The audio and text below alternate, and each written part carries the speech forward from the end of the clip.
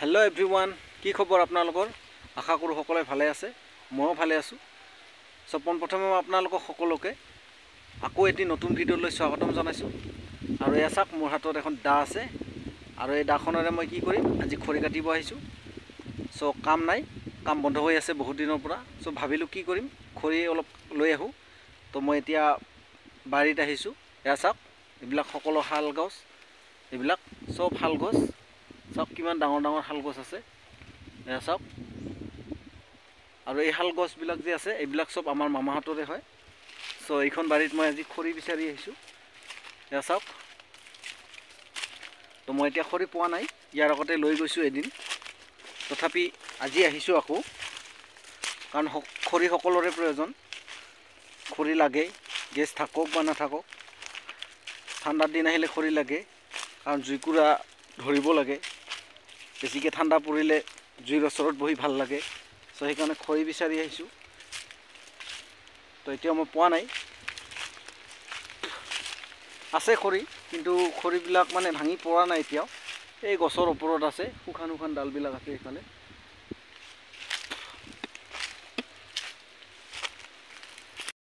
আৰু এইফালে চাওক, মই দুডালমান পাইছোঁ শুকান খৰি, শাল গছ। এইবিলাক শালৰ খৰি পাইছোঁ, এইবিলাক চাওক।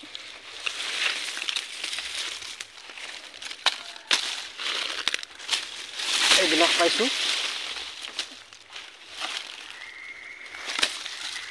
আপোনালোকে গমেই পায়, শাল খৰি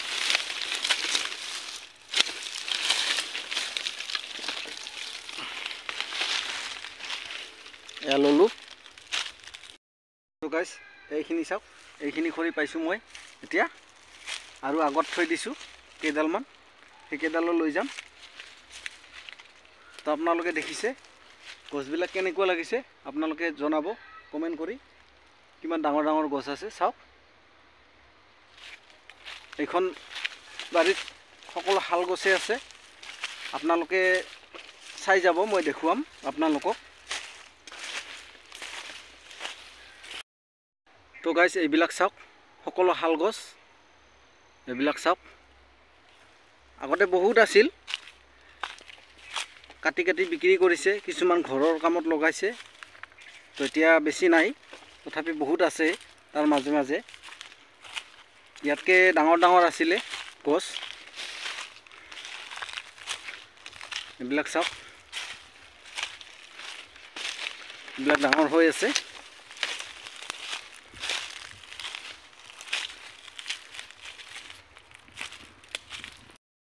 আৰু এইবিলাক সৰু সৰু শাল গছ উঠি আছে। এইবিলাকো বহুত বছৰ লাগিব ডাঙৰ হওঁতে। এইবিলাক চাওক, ডাঙৰ হ'লে এইবিলাকো মালে হ'ব এদিন। এইফালে আছে, সন্মুখত বহুত আছে। এইফালে চাওক, সৰু সৰু গছ উঠি আছে। এইবিলাক চাওক, সৰু সৰু উঠি আছে, এইবিলাক বহুত আছে।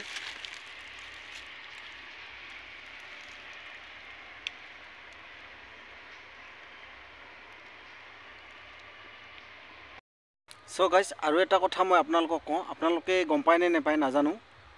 আমি সাধাৰণতে পূজা পাতল কৰিলে বা এনেও সন্ধিয়া ঘৰত যেতিয়া আমি ধূপ ধূনা জ্বলাওঁ, ধূনা বুলি যে কওঁ, আচলতে সেইটো ক'ৰ পৰা হয় আপোনালোকে জানেনে?